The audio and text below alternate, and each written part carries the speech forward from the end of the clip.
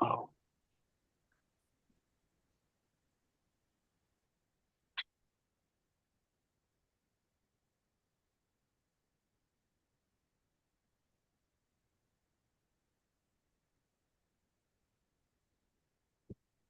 hello. Oh, We are live. Good morning, good morning, good morning. good morning. Good Tuesday, morning. 22, live on the scene. We have some exclusive guests today. We got basically today's executive producer of this show will be the first lady. She will Yeah, be in shout the out to the first background. She lady. will pop in occasionally. So when you hear a female voice, I don't want y'all to think like it's a godly presence or anything like that. It's just the first lady in the It background doing is. her Not That's a the same executive. thing. That's the same thing. Same thing. Hey. not a godly presence, girl.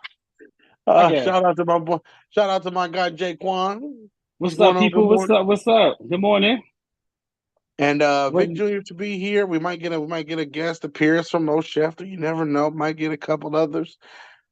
But we got some business to attend to this morning, man. We got some things to Yes, attend sir. to today. Um, Yes, sir.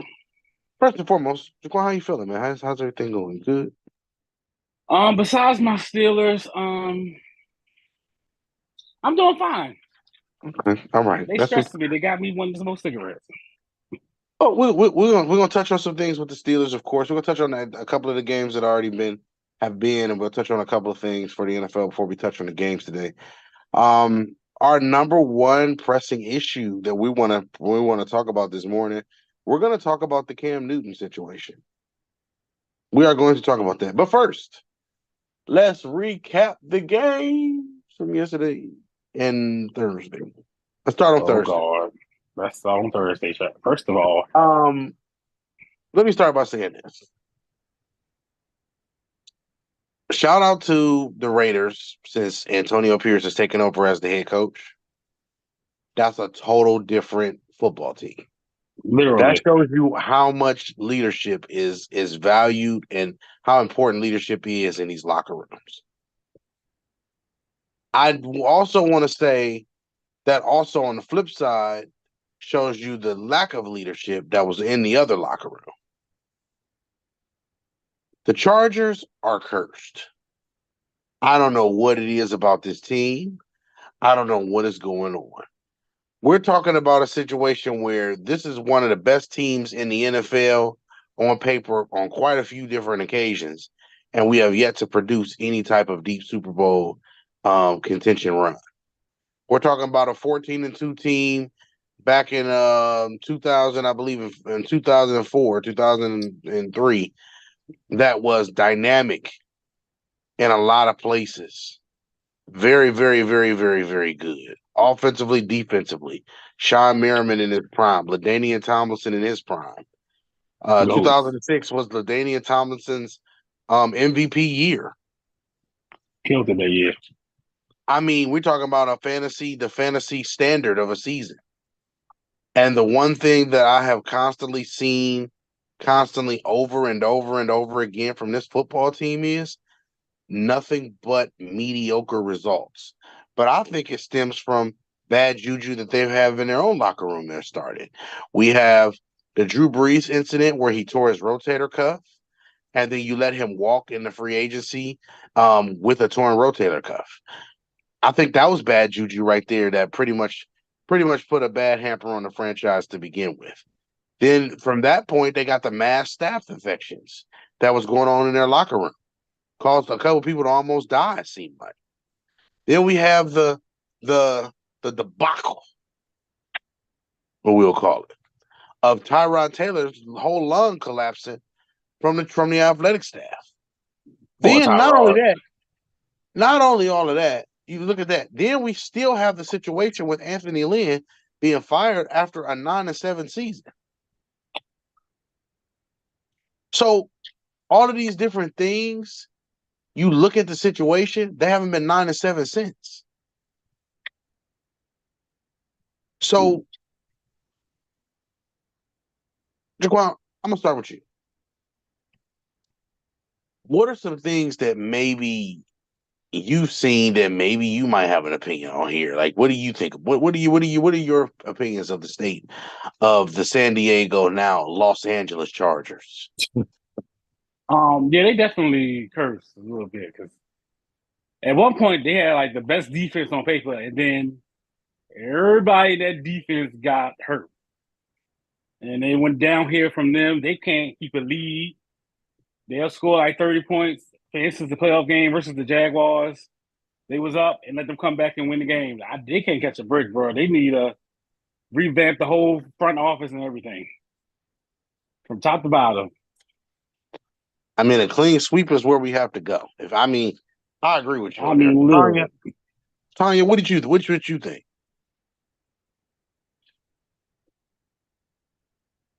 You on mute, sir. I know I was typing. I feel like the Chargers never really had they had a good season, like especially the season that they played us in the AFC Championship. They have all the pieces except management. It seems like that's like the only place where they really be lacking for real. Like they don't have, I don't know if they need that quote unquote it coach. I don't know what they need, but it's something in leadership that they don't have. I'm gonna tell you what they need. Good morning. Good morning. What's up, Bo? Good morning. Good I ain't gonna morning, I know Mo. on camera. Hello, First Lady. Hello. Let call off the search rescue. I am alive. Okay. No need for the APB. Okay. Okay, because I was looking. All right. I am on these Pennsylvania Turnpike at the moment, but nonetheless, I felt like checking in. I'm gonna throw in my 2 cents and I'm gonna go back on mute. I think they need to carry Madame Zeroni up the mountain. Is what I think they need to do, because that's the only way they're gonna change around whatever juju they have in that locker room. Clearly, you can't move to a different city, and it just goes away. There is something spiritually inflicted into the Chargers organization, and they need to. I don't know. They need to sacrifice a chicken. Something. They got to do something because not sacrificing chicken. They drafted a quarterback. Before Brandon Staley, yes, I agree with you, Germ. Anthony Lynn was possibly wrongfully terminated. However, Anthony Lynn signed his proverbial death certificate when he threw Justin Herbert under the bus. That's when we knew, okay, Anthony Lynn is gone. And then a few weeks ago, Brandon Staley, same thing. He threw the whole offense under the bus. So to y'all point, they are definitely void of leadership inside that locker room, big time. And it's with the coaching staff, because the players there have all shown they can be leaders, be it college or the pros, including Khalil Mack. But I think there needs to be a whole spiritual overhaul. And it might be that they need to sell. They might just need new ownership. Because I don't. There's nothing X's and O's wise to point at. They've drafted all right. They've signed free agents. They've gotten decent coaches in their coaching staff. I don't know what's left other than something. Like, I'm not even trying to be whatever here. I'm being dead ass. Like, there's got to be something spiritually wrong within that organization. And it goes back to what Germ said. They're cursed. Super cursed. I'll say this too, just to wrap this up about them, because this is a little bit too much time on losing organization. The easiest thing for us to do is on Sunday, instead of showing up to the game, let's go to church. Amen. Hallelujah. With that being said, the next game. Shout out to the Raiders though.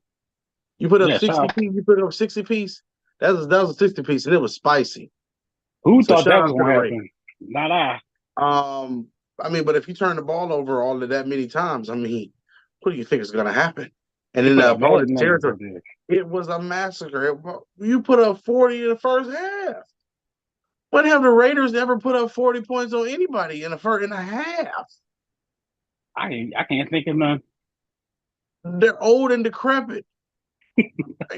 Yuck. Anyway, next thing, let's just talk about run through a couple of things. We're gonna talk about your Steelers first because we're not gonna spend a lot of time on this.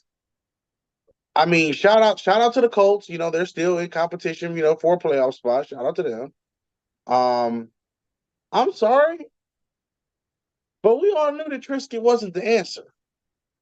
I think everybody here knew that Trisket wasn't the answer. Yeah, we did. We did. We knew that Trisket wasn't the answer. The issue again is you're gonna. It's always tough to replace a Hall of Fame quarterback. It is always tough to replace a Hall of Famer. New England is struggling right now, and they have a little bit better quarterback situation, you can argue, because Mac Jones is capable. It's just, is Bill going to get out of his prehistoric mind state? That's a total different subject for a different day, but hey, whatever. So with all of that being said, I really want people to understand, like, the state of Pittsburgh they're going to compete. They're going to be a good football team. The problem is when they figure out the quarterback, that's what's going to be the thing that's going to push them over the hill. So I'm actually going to go to Tanya first on this one. Tanya, any closing thoughts on that or anything you want to add to that? No, I just feel like outside of everybody knew Trisket wasn't it. Like I said that already. But like I feel like outside of we got a lot, like our literal injury report is like 2 pages long. Like we got people in the stands playing linebacker. We don't have no more safeties after yesterday. So it's like we just here. So I don't know. I don't know. Well, I mean, yeah, our whole defense is yeah. Pray about it. That's all we can do is pray about it. Amen. Anything Can I say something? Yes. You're next. All right. Now, Jerm, you and I have known each other quite some time now. And we have both said, some could call it absurd. Some would call it disrespectful. We have both said some outlandish things in our lifetime. I'm about to say the most disrespectful thing I've ever said in my entire life. Oh. Okay. And it's so disrespectful. Now, see, Tanya's profile picture is smiling. She ain't going to be smiling after I say this. And I wonder if Big Shot is listening. It's so disrespectful what I'm about to say. I might have to pose it as a question just so that it's not an official statement that I ever make. You know what I'm saying? Is it possible? Is it possible that Mike Tomlin is the Kirk Cousins of head coaches? What you mean by that? Elaborate for me. Well, he's going to do just enough to win enough games and make it to the playoffs. But then what? But he's been to 2 Super Bowls, so I think that's invalid. But it's been 13 years. It's been 13 years. You're absolutely right, but it's been 13 years. See, now again, this is where Peyton Manning and Brady are were good for the NFL and bad for the NFL, because from 2013 to 2016, Pittsburgh should have at least smelled February. They lost to Denver. They lost to Denver when I can't remember who it was that fumbled late in the fourth quarter. I know you're talking about the running back. And then they just Toussaint. Yeah, I think it was him. And then they just couldn't get Noshawn Moreno down. He just kept getting first downs after first downs when Peyton Manning couldn't throw the ball more than 10 yards. Then they went to New England a couple years later with Le'Veon Bell, AB, Marcus Wheaton, Martavius Bryant. Defense wasn't great, but they got their ass whooped in New England. But that's why, because the defense wasn't great. I understand. But for Mike to only have, when was the last time they won a playoff game? 2016? Yeah. That's a long time, bro. I don't disagree with you. For somebody that great. Now, he's a great leader. It was 2016 season, but it was technically 2017 because we played Kansas City in Kansas City. Right. It's 2016 season. That's a long time to go without winning a playoff game. Like, yes, he's not having losing seasons. Yes, they making the playoffs. Yes, it's hard to replace a Hall of Fame quarterback. But it's sometimes you just got to ask yourself, like, do you move forward? Do you try to find somebody who can bring a more modern style of football? So this is how I see it, right? You know how people are so loyal to other people to the detriment of themselves? Yeah, that's Tom. I feel like that's the position that he's in right now. That's the position he's in, or the Steelers are in? I feel like that's the position he's in, because you realize how hard we had to push, or people had to push to get Matt Canada fired. He wasn't going to fire him. Mm-mm. Yeah, he was not going to fire him. Which I'm okay with it. Yeah. Yeah, and I feel like that's part of his issue. I feel like that's part of his problem. Yeah, his loyalty. I mean, they definitely got to get a quarterback. Like, there's no denying they got to get a quarterback. And there's rumors circulating that they might go after Justin Fields. So wait, so you think that there's a problem with Kenny Pickett, or do you think it's a problem with the scheme that's don't do that. I don't need Justin Fields. Don't do that. Don't do that shit. I mean, that stuff at all. Don't do that. Don't do that. I think the problem is with the development of Kenny Pickett. Like, do I think Kenny Pickett has enough tools where he can be a formidable starting quarterback? Sure. But there's just... So the development will be a part of the scheme that's being run for him, right? Yeah, no doubt the philosophy helps the development. There's no doubt about it. Coaching matters. You know, and I'm not saying Tomlin is a problem, but he might not be part of the solution. Tomlin is the problem. I'm talking about the offensive scheme is the issue. Like, if you look at the plays that's run by the scheme, what can you do in a scheme like that? Like, you got it's 3rd and 15, and everybody's doing a curl route. For what? No, I agree. And you got 2 speedy receivers on the team that can go deep. 2 of them, actually, like 3. You got a contestant catcher in Pickens. If you give him one-on-one coverage, he's going to catch the ball. But you refuse to do some deep routes for him or have him switch up some plays, make the defense defend the whole field. Instead, you make them only defend the sidelines, and the middle field be open. You got 2 big tight ends and Freiermuth and Washington, but yet we don't use the middle of the field or use them in the red zone as mismatches for linebackers and safeties. Washington is 6'7". Yeah. He's 6'7". Yeah, there's no denying that their approach offensively is exponentially flawed. There's no denying that. See, there's no way I'm not a fan of, like, we should be doing this and doing that, scoring 30 points, but there possibly is a chance with the talent that you have on offense that you can score 30 points. If we had the offensive scheme to help us get to that point. We know what the defense can do when it gets rest, but we ain't gonna never see it because the offense is 3 and out. So here's the bigger issue though that Pittsburgh has. And I think everybody here will agree on it.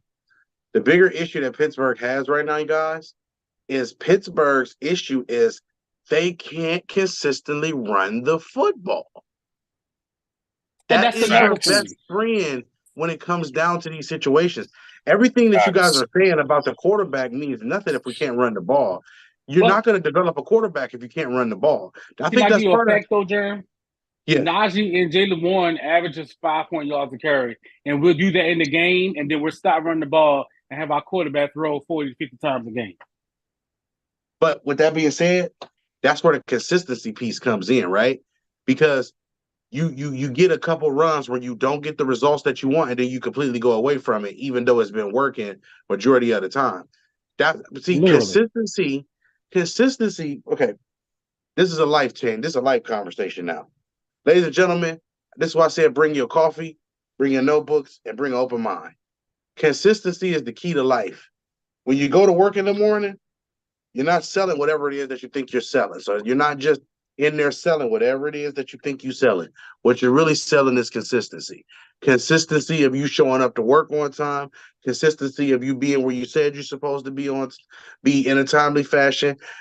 Giving the customer what they need when they need it, and being consistent in doing so. All of that stuff stems around being consistent. Everything in a business and in anything we do is consistent. You don't marry. You didn't marry, fellas. Did you marry your wife? Would you have married your wife if she wasn't consistent? Ladies, would you have married your husband if he wasn't consistent?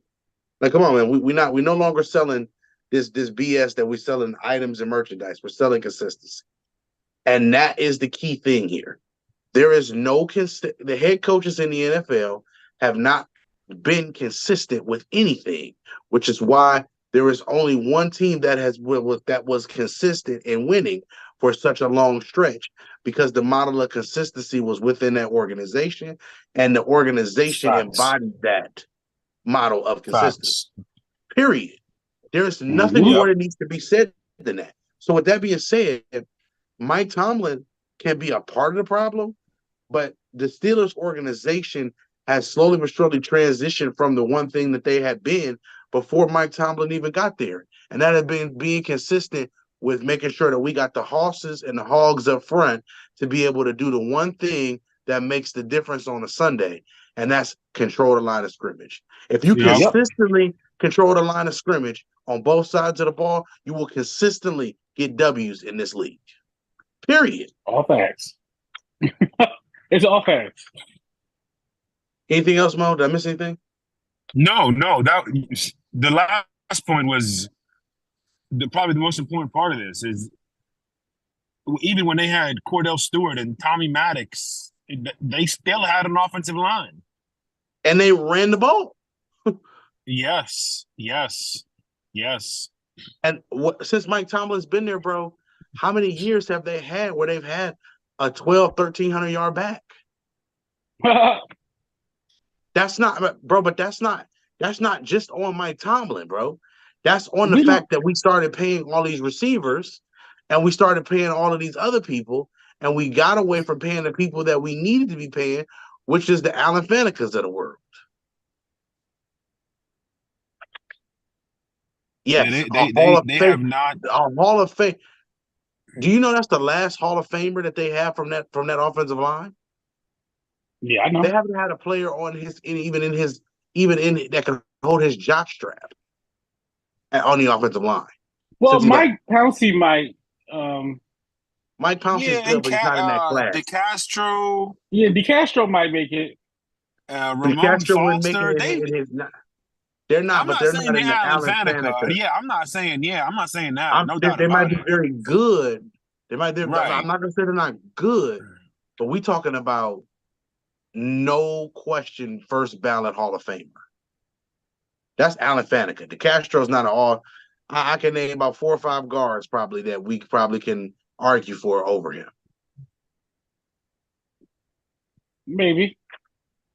But what I'm saying is, it's not to take a crap on the player, right?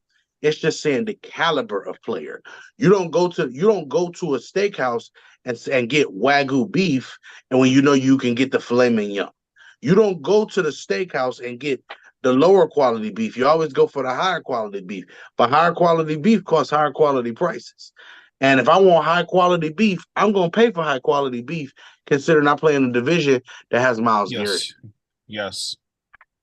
Also, before we move on, just as a public service announcement, Texas Roadhouse is not a steakhouse. All right, let's move on. All right, well, Is it really not? No, They sell steak, They, but we're like I not said, gonna call it. We're not gonna call it a steakhouse. bro, I don't know about that, bro. Listen. We cannot call Texas. Their butter rolls, fire. Okay. Fire. The country fried beef plate with the mashed potatoes and everything, fire. Okay.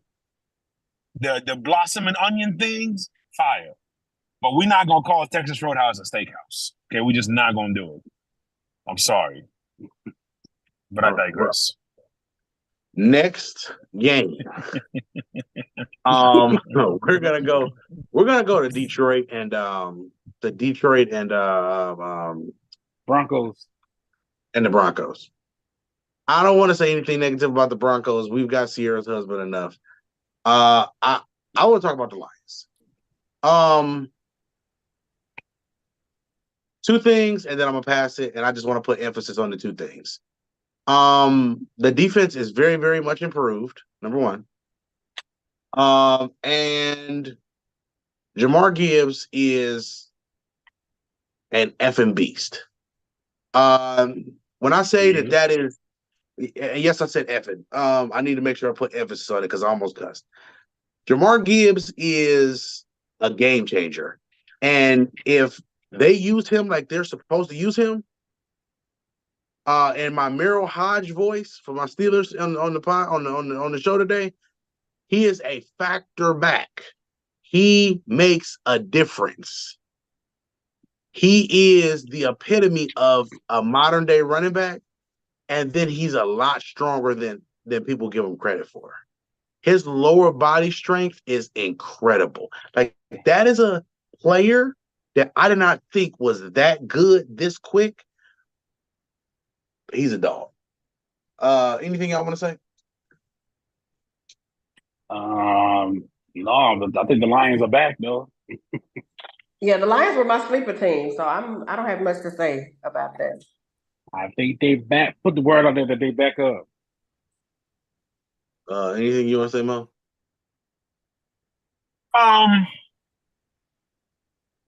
Not on that game particularly. I mean, like, it happens. Detroit was on. Broncos just kind of wasn't. I still think. Obviously, you guys touched on Detroit, but I still think Denver can be a dark horse in the playoffs to upset some brackets. I'll say that much. And I'm very curious to see how they handle this offseason, because it seems like, the Sean Payton DNA is starting to show itself on this football team. So I definitely think Denver is a dark horse, no pun intended, heading into January. All right. Tight like a tiger. Now, speaking of Tigers, we got the Cincinnati Bengals. I know they're division rival, I understand. But they actually played a very, very competitive game against the Vikings yesterday. That was a very, really, really good game. That was a good game. There was a lot of ridiculous throws, and I mean ridiculous throws in a bad way. Then there were a lot of ridiculous catches, and I mean that in a good way. So bad quarterback play equals ridiculous catches on Sundays. That's what I'm starting to see, and I'm pro bad quarterbacks on Sundays sometimes. Like, this might be good to see some bad quarterbacking, because now we get to see T. Higgins play some football. Like, that's the way you end the season with a bang and put yourself in a situation where if somebody's saying, hey, you're going to go to a team and be a number one receiver, that's what they're paying for. That's what y'all paying for. So I want to give a shout out to him. Yeah. You've been hurt. You've been going through some things this year, but way to bounce back. That last touchdown grab to tie the game was crazy. Yeah. So wherewithal to remember where you were on the field, to stretch it out and get the tutty, as they call it, the tutty. What? That was insane. That was crazy. And the fact is, I don't think people understand ball tracking and coming back to the football is something that's a lost art in the sport because everybody wants to catch the ball where they are and not catch the ball or attack the football. Yes. Because attacking the football is an art. And I remember one guy named Torrey Holt who talked about, why am I waiting for the ball when I can go get the ball? Yes. Mm-hmm. Yes. Torrey Holt and Isaac Bruce was 15 yards in a cloud of dust, 15 yards, and I'm going to lay down, and we're going to do this again, and we're going to do this all night. 15 yards, I'm out of bounds. That's the type of thing that makes elite receivers. That's why nobody could get Randy. That's why Randy Moss was dominating so bad. Randy Moss was like Shaq out there at receiver. Yeah, that's a great fucking comparison. Excuse my French.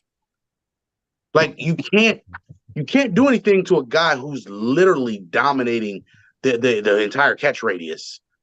Attacking the ball at the high point or attacking the ball while it's in the air is a lost art in the actual receiver thing, which tells me that they're not teaching these kids anything. Don't worry, View's gonna come. We're gonna have a school and we're gonna have an athletic training facility too for all of the kids because y'all do. We're taking this show on the road because y'all not doing the right things.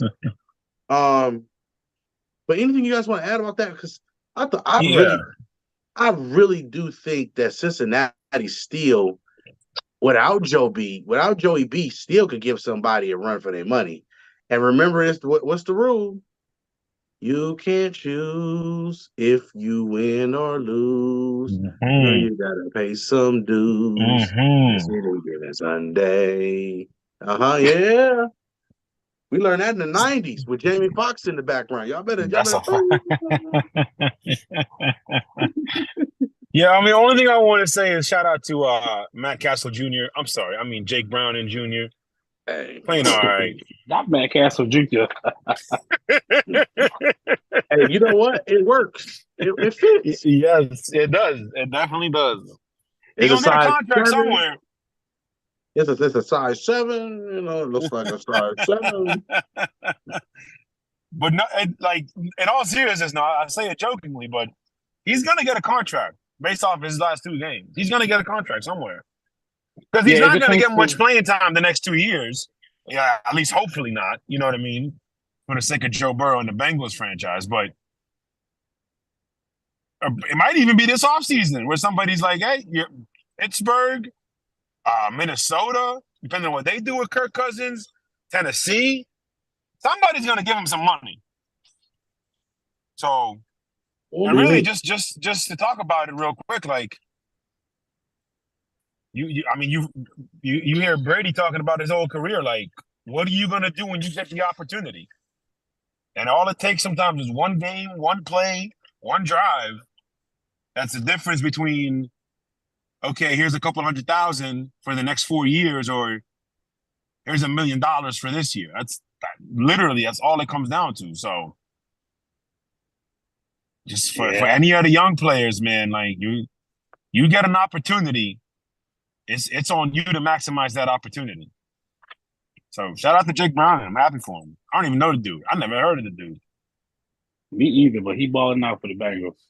Yeah, Hey, well, listen, man. Shout out to Jake Browning because his Washington Huskies are currently in the college football playoff to be the number 1 team in the world. Craig? Yeah, that's that scouting stuff. Yeah, they're not gonna win, but shout out to them. Shout out to Washington. Hey, First Lady, it is now 12:01. We will now check on the slate of the games. We're gonna go over the slate of games real quick for the day, and then we're gonna go right into the Cam Newton thing to close the show because that'll take us up to the time I want to get off tonight. So look. First things first, First Lady, can we please check the comments? Good morning, all of the people in the comments. Let's do the quick comment check, quick shout out for everybody in the comments, and then we will proceed. Yes, we have Josh, and then Trav. Go to hell, Trav. And then we got Big Shot. I don't know who Bam is, but hello. That's all I see right now. All right. Make sure everybody hey, Dennis. muted. I forgot about Dennis. Hey, Dennis. Okay. Pastor King. In the name of Jesus, his Ravens. He's been praying for the Ravens hard this year. Anyway, with everything that's being said, with everything else, this week's slate of games is kind of different because we're in that last couple of weeks where we know we're getting ready to go into the playoff stretch and everything like that. So that's the way we set the stage for this big dance that we're gonna have with these games. And yes, I say a big dance. My key for this weekend, my key for this weekend is really simple. Dominate the line of scrimmage, or who can dominate the line of scrimmage. That's going to be the key this weekend because we're getting into that injury riddled part of the season where we have a lot of teams that are inept or without certain key players. So, and everybody's banged up. It's not just the people on the injury report. There are people that are not on the injury report that are still banged up. Everybody's banged up at this point of the year. Man, what? Lifted to the finish line. Like, we got to make sure we understand those things in general. So, with that being said, I mean, anything else anybody wants to add before we dive into these games? No, sir. Okay, all right. Hey, Jerry said he got left out because he hadn't commented. Hey, Jerry. What's up, Jerry? Okay, it's Jerry's world. Okay, then I see you. All right, Jerry. I'm with you, bro. Hey, make sure y'all. We're gonna get through these games quick, and we're gonna get right to this Cam Newton thing. All right. So, first game on the docket, we got Tampa Bay traveling to Lambeau Field. We have the over/under at 41.5. Vegas is actually giving Green Bay 3.5 at home. I'm gonna start off with the picks today. I'm gonna start off by picking the Green Bay Packer with the points. Listen, I really think the Green Bay Packers, I picked them earlier to win the division, but I still think they have a lot of good things about that football team that I really like. I like the fact that they will run the ball. I think Jordan Love is a young and developing quarterback. Their defense has just been banged up this year because it's been, my guy, the best player to come out of Louisville is Jair Alexander, not the other guy. But I think he's playing today. I think that's a difference maker. That's the guy who helps you in your back end of your defense. So Green Bay get healthy. Maybe we can see Green Bay sneak into a spot. You never know. Let's see what happens, especially knowing that the Vikings are reeling right now without Kirk Cousins. I'm taking Green Bay. Jaquan? Yeah, I'm taking the Packers as well. I think their defense is going to give Baker Mayfield some problems. You know how he plays when he's under pressure. And I think that's going to be the problem for him today. And I think the Packers going to win it. Mo?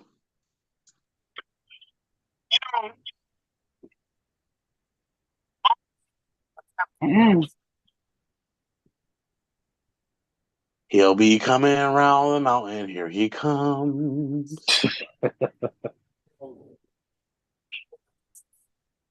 We'll come back to him.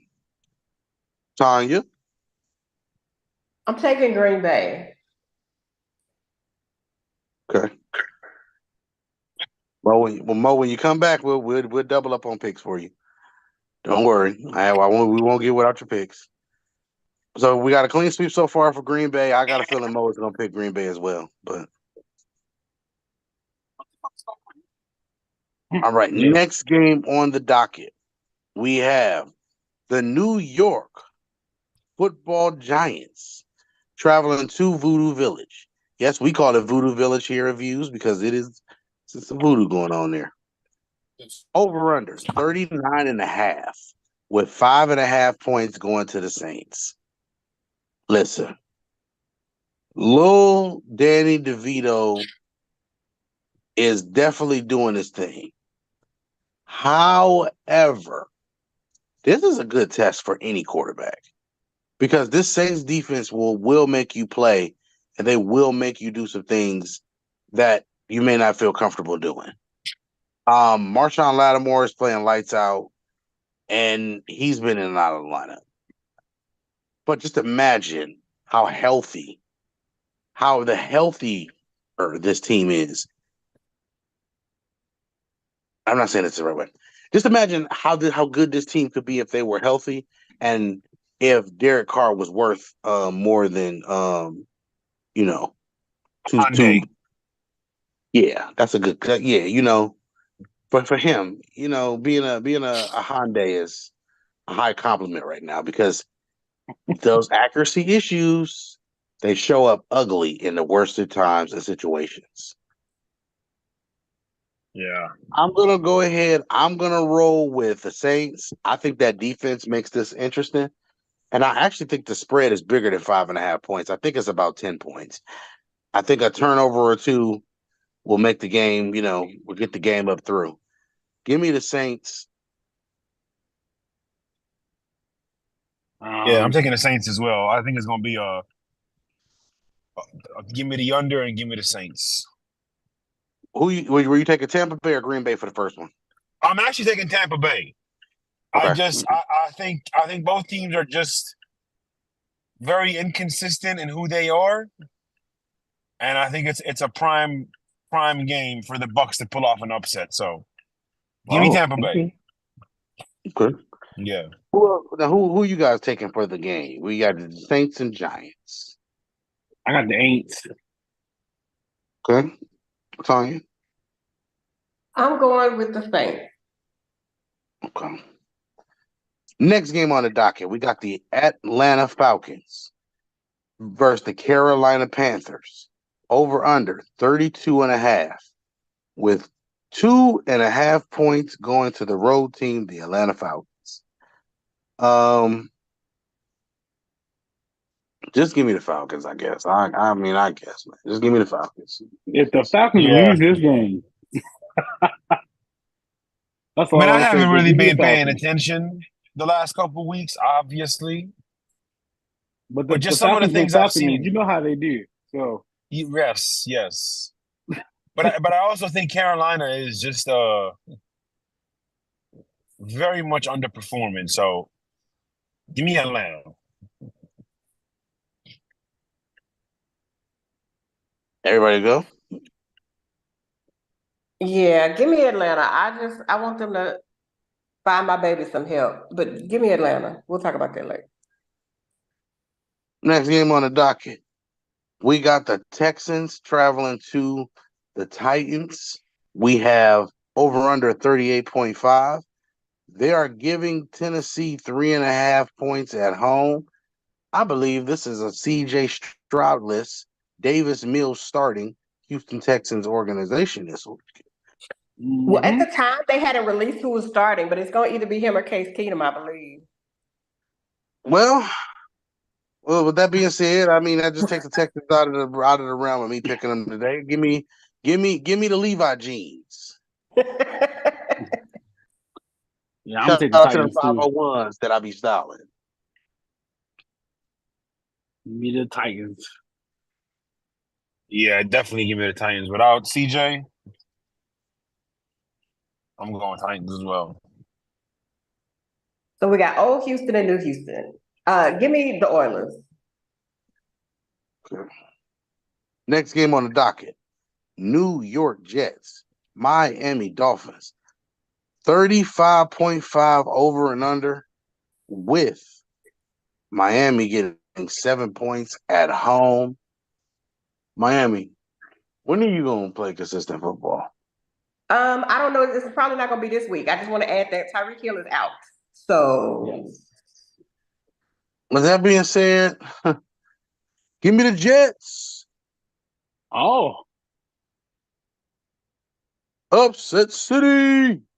Give me the Jets. With the points, though. Sorry, go ahead. I'm still going to go with the Dolphins, but I think they're going to win by like 3 points. Oh, okay. You're doing the same thing. Taking the Jets with the points. Yep. I'm taking the Jets with the points as well. Tanya? I'm still picking the Dolphins. All right. Next game on the docket, we have the Chicago Bears traveling to Cleveland to take on the Cleveland Browns.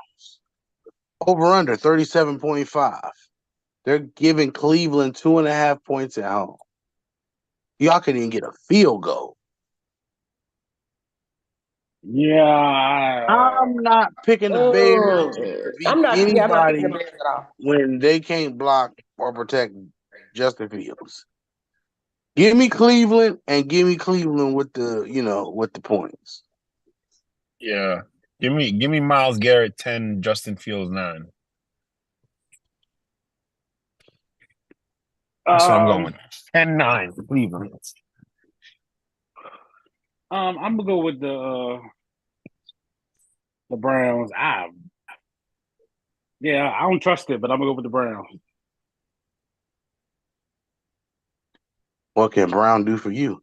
And then Talia. I'm gonna go with Cleveland because I trust Fucko more than I trust Justin Fields. Okay. Well, okay. It's gonna be like a 3-0 game again. Kansas City traveling to Foxborough. Over under is 39.5. They're giving the Chiefs 9.5 points on the road. I'm just gonna be the first person to say, give me the Chiefs. I'm not gambling on this. This is my stay away game because this game could be 30-7 or it could be 8-7. We just don't know. Yeah, the Mo? Chiefs ain't teething right now.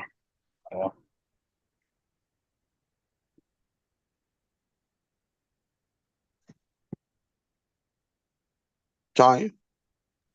Yeah, it ain't really much to talk about with this. Give me the Chiefs. Okay. Listen. History has proven that when Bill Belichick is back against the wall and the media is talking and they saying he needs to be fired and that he's already fired and yada yada, history has proven that Bill Belichick will rise above it with redemption. However, he don't have his main artillery. I was just about to say, Mo, I know you'd by a lot. Give me the Chiefs by a lot. I'm sorry.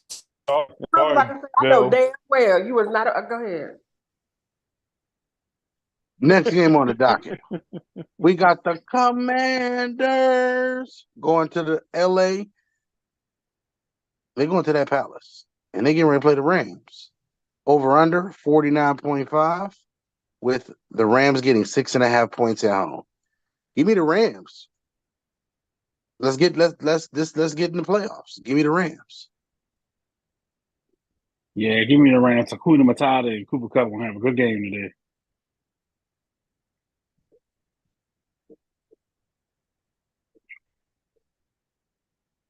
Tanya, Mo. I mean, the Rams should have won last week, but I'm picking them again. I'm picking this and week. Should have. Mm-hmm. But yeah. Who they playing? This week? Commanders. Oh. They play the Redskins. Yeah, give me the Rams. Yeah, give me the Rams. All right. San Francisco traveling to Arizona, 48.5 over under, 11.5 points for San Francisco on the road. Frisco, give me Frisco. Everybody's taking Frisco. All right. So the next game on the is Dallas versus the Buffalo Bills is probably possibly the game of the week. Over under 49.5. They're giving Buffalo 2.5 points at home. Real quick, I don't even want to set the stage because I just want to get to the real fact here. I just want one thing to happen today. I want us to get a game that goes on until the end of the fourth quarter. I want a last-second drive where a quarterback is sitting on the sideline with his hand in his head because he's so confused. You might actually get that. You might actually, this might be the game to get that. I struggle with this. Jesus. I'm gonna go with the Cowgirls.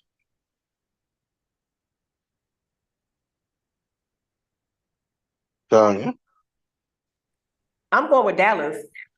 Unfortunately, I don't know, but I'm gonna pick Dallas on paper. Give me Dallas as well today. I think Dallas needs this game more than they may say that they do. If I'm Dallas, I have to do everything I can to keep myself away from playing San Francisco until the very last game.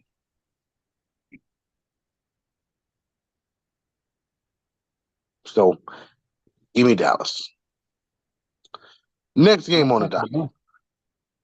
Well, Mo, they won't pick? No, he stepped out. Yeah.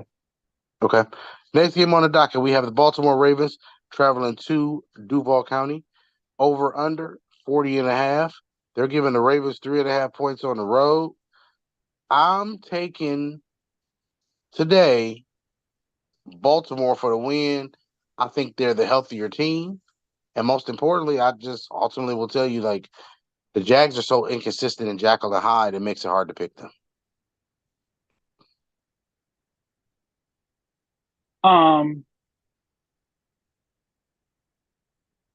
I'm going with the Jaguars. Sunday night in Duval is gonna be lit. All right. Tanya? Oh, I'm gonna pick Jacksonville, but I think it's gonna depend on how healthy Trevor Lawrence really is. But I'm gonna pick Jacksonville. All right. And last but not least, Sunday night game. We got the Eagles traveling to Seattle, over under 45.5. They're giving Philly 2.5 points on the road. I'm gonna make this real simple. Seattle, you want to make this interesting, go ahead. But Philly, dominate them in the trenches, and you'll have a chance to win. I'm taking Philly with the points. Yeah, because the Eagles need this badly, because if they lose again, they'll be 10-4, and give me the Eagles.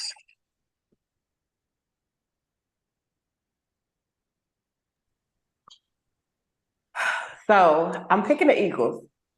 But I feel like they're gonna have to run the ball a lot because my cousin is sick. So I don't know if he's playing or not. Nobody knows if he's playing or not. He is going, but he's going separately because he don't want to get them sick. So my guess is it's like the flu or something. But I don't know. We don't know. He got the COVID. We don't know right now. So, but I'm still picking the Eagles.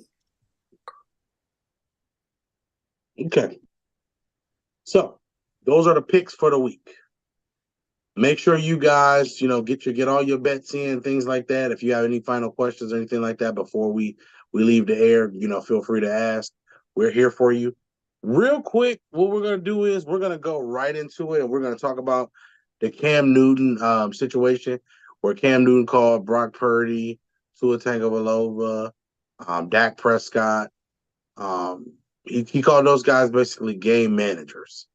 And then he came back with the video, and he said that, those guys are not those guys are like trailers, because they're not the actual truck that is actually driving the actual franchise in the proverbial direction.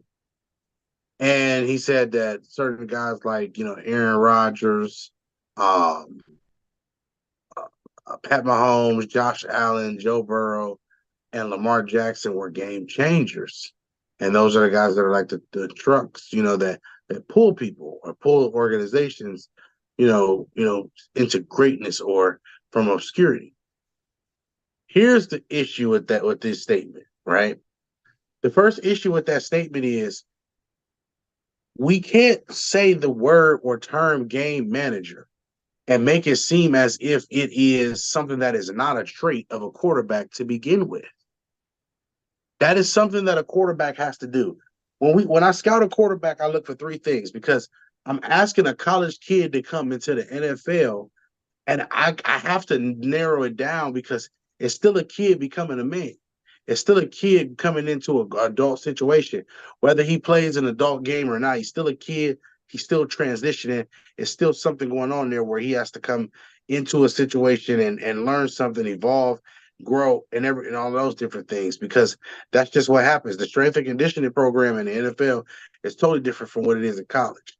So I always say my three things that I look for are the accuracy, decision making, and consistency. Consistency. Are we consistent with our mechanics? Are we consistent with making good decisions? Are we consistent with doing the things that we need to do to get our team in the best position to win? That's why consistency is one. Decision making. I can't teach you how to make better decisions. That's something you got to be able to regulate on your own. I can't teach you that this safety is going to be here 9 out of 10 times on you in this particular game, and you have to adjust to that. I can't teach you that. What I can teach you is I can teach you how to manipulate that safety with your eyes. I can teach you how to attack that safety, but I can't teach you on how to make a good decision on whether or not to throw it at this particular time, or when or when not to make a play, or whatever the case is. I can't teach you that. And last but not least, accuracy is something that cannot be taught. Ladies and gentlemen, I'm going to say this one more time. For all of you who try to make this seem like it is not what I'm saying is not a fact. Accuracy cannot be taught. Because if it could be taught, it would be something that a lot of people there would be somebody who would be the quarterback guru around here, and we wouldn't be sitting here doing all this stuff we're doing now. John Gruden had all them damn quarterbacks over all them damn years, and he would collect quarterbacks. He is a prime person that will tell you cannot teach accuracy, because accuracy is something either you just know how to spin. But before I say anything else, let's get everybody else in on this. Jaquan, anything you want to add to that? Now, who did he say was the trucks pulling the teams? Lamar Jackson, Josh Allen, Patrick Mahomes, Aaron Rodgers, and he could have left a couple of them out. So I'm going to say this, and people are going to be mad. I don't care. Okay, Josh Allen, I can see. Aaron Rodgers, I can see. I'm gonna say it. The truck pulling the Baltimore Ravens is the defense. I can't see. He should be very grateful for his defense and grateful for his kicker. The truck pulling the Baltimore Ravens is the defense. It is not Lamar Jackson. I'm not sorry. They've had a top 10 defense since he's been there. So now he could be the trailer, but he's definitely not a truck. That's a fact. Who's the other one I'm missing? Aaron Rodgers, Josh Allen, Joe, and Joe Burrow. Mm-hmm. Yeah, I can see that. I can see that. Tom Brady, to me,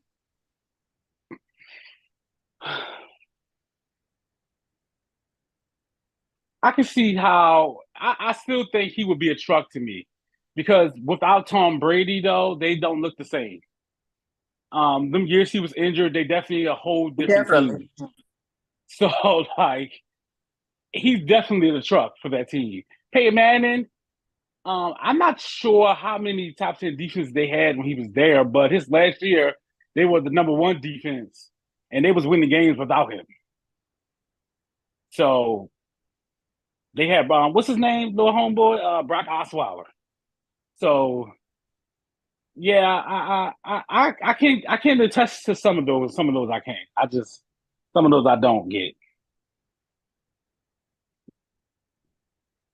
So, Tom, you have an opinion?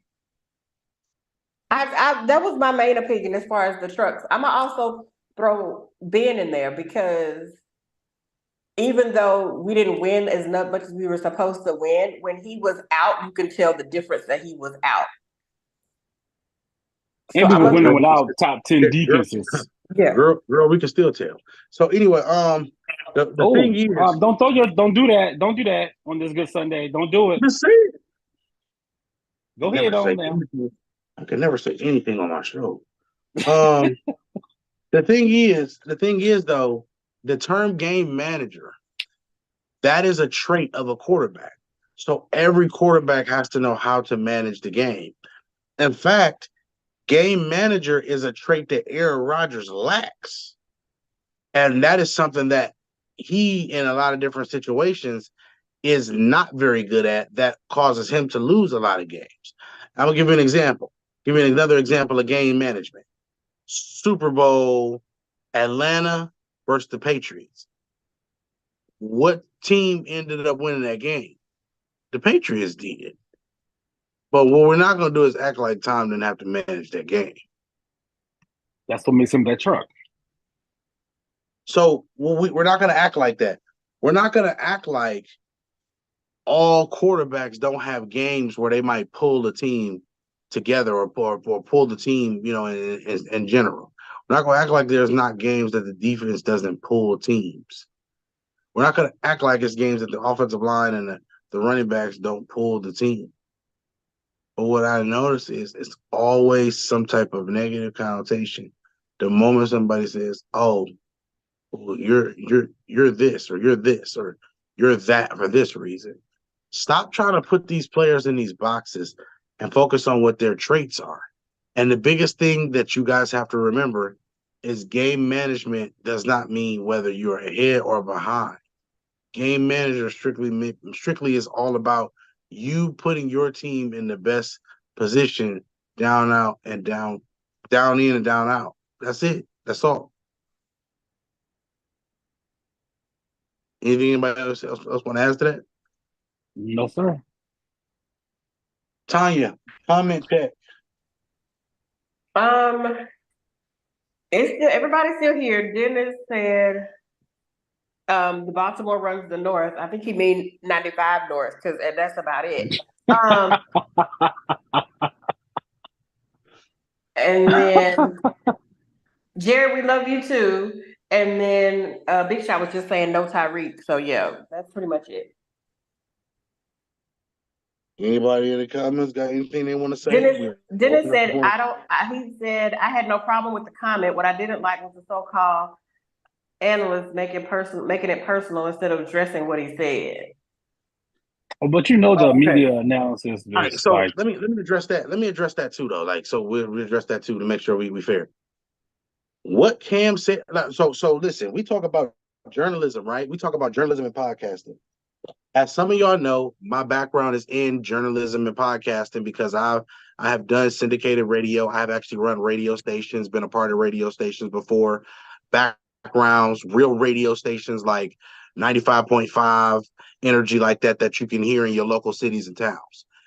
Internet radio, where I ran out my own radio station where I have over 26,000 unique listeners from all around the United States and all around the country, the world. Craig, the world. Podcasting, my first syndicated podcast that I was doing when I first was in the group, when I first got back to the group, you know what I'm saying, called True to the Game, which is why some of y'all will know why Ham always called me True. That's because True to the Game was my name of my first podcast. This is my field, so I feel very, very passionate to speak on it because I see a lot of lazy podcasting in journalism. Everybody now, you know what I'm saying? Like in the words of Hove, you know what I'm saying? I was doing this before majority of these folks was even doing it. I was doing this before y'all made it cool, quote unquote. Y'all are not doing it the right way. This hot take energy of we want to just give you guys something raw and uncut. Everybody's so raw and uncut and all this other stuff, but y'all not even talking about the right stuff. Y'all not really talking about what the real problems are.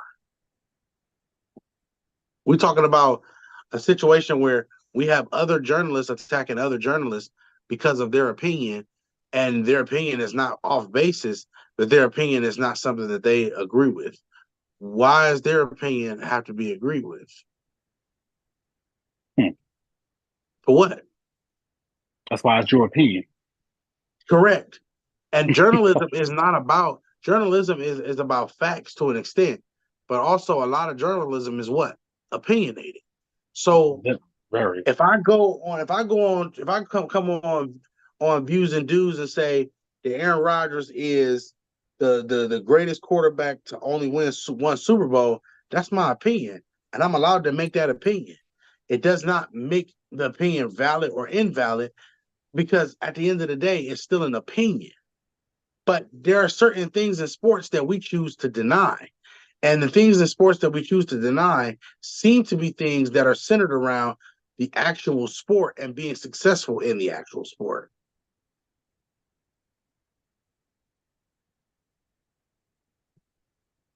Comments?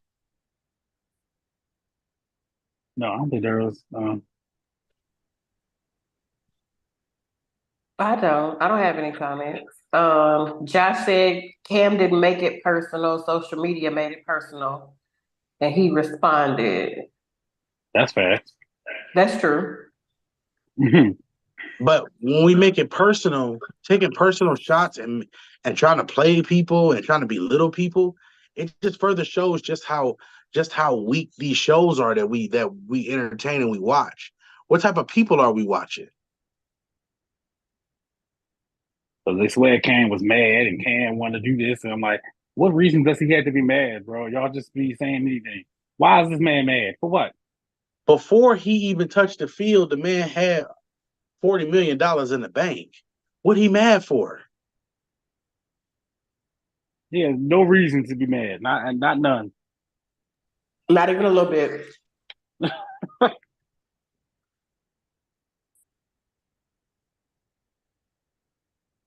Anybody in the comment section? No, not right now. Oh, didn't say ESPN was killing them. They was. That's what I'm talking about.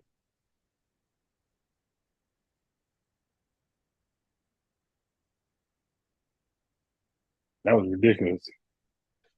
With that being said, I really don't have much else to say, but I do want you guys to remember this. Quarterback traits that all quarterbacks need, game manager is one of them. That's an ability that's an ability that comes from intellectual quarterbacking. That's an IQ thing. Being able to know when you don't need to win the game. Being able to know that you can't win the game on one throw. Being able to know those different things are all a part of game management. And the same Dak that all of you guys are defending is a guy who has been known to not manage games very well. That's the reason why the game manager tag is such a big thing for a lot of people, because Dak has yet to show that he was good at this particular skill. And that's the difference when it comes down to this conversation. So I want everybody to stop looking at what was said and start focusing on the things that were said. And most importantly, I need everybody to move on. Literally. Final thoughts. Tanya, I'm going to start with the comments, and then you give your final thoughts, and then we go to Jaquan, and I'll wrap it up. So yeah, there's no more comments after Dennis. Just piggybacking off of Dak, I feel like I still want to see more from Dak. Like because I don't know, he's another one that just hasn't done anything in January. So I want to see if he gets to January, what is going to actually happen.